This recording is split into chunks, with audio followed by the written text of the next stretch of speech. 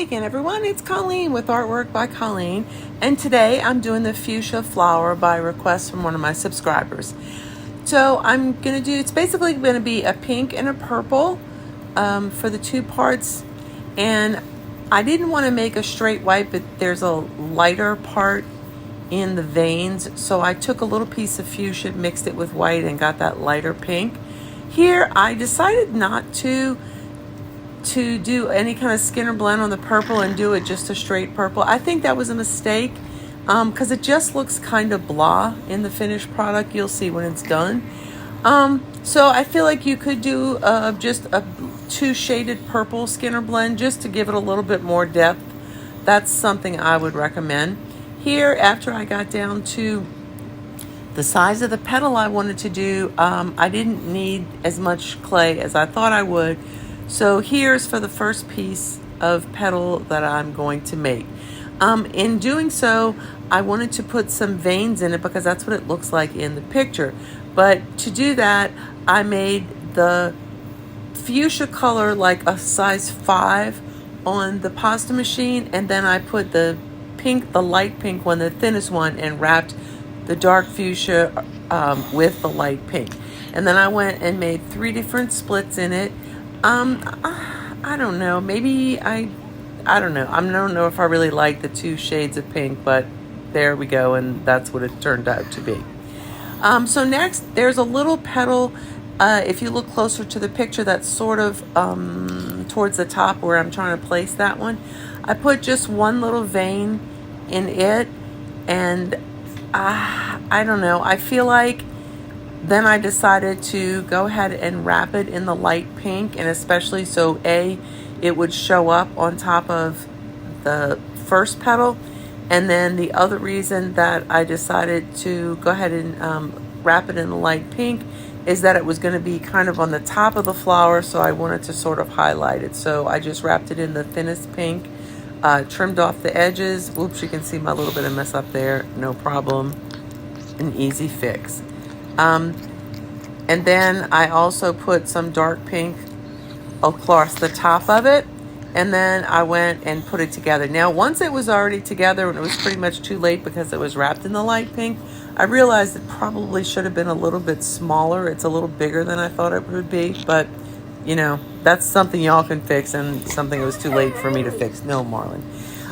The second thing is I decided to take some black and mix it with the purple to make that really dark purple right there.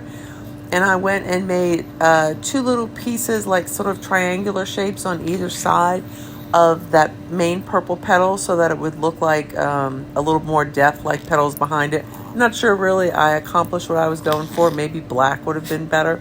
Then I decided the next little half petal piece seemed to be more of a mixture of purple and pink.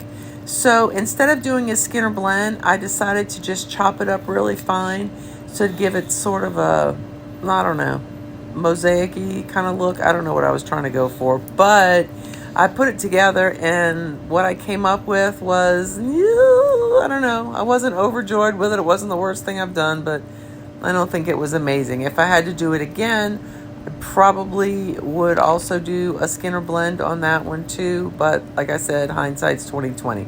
I went ahead and put a little bit of pink and light pink in there to put the separation in between the two. And then all across the top of the purple is the pink. Now that I have all that in place, it's time to work kind of on the stem of the flower. So I did that with just a straight fuchsia pink and put that on top. It was a little thicker than I wanted it to be, so I cut it down here a little bit, and that's what the pink looked like. I decided also in here that the last little half portion petal piece that I put, also I wanted to put the darker purple. Again, I don't think in the final video that it showed up, or the final product, it showed up well enough, so I would recommend doing it with a black.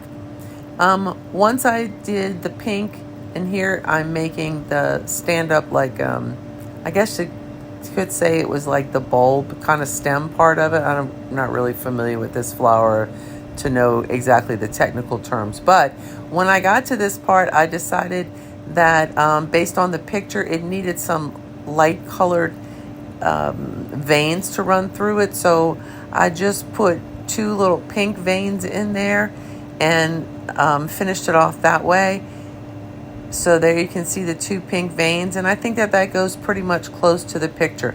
I couldn't decide exactly how I was going to do the rest of it, but also it needs a green stem on it. So I just did a little quick tiny Skinner blend, and I decided, since on the left hand side was the light colored, so it showed the sort of the shading and the light shining on it, that I decided to make the light color of the stem on the left hand side as well. Now I'm working on the little finishing sepal portion of the flower, the part that's actually covering up before the bud is exposed.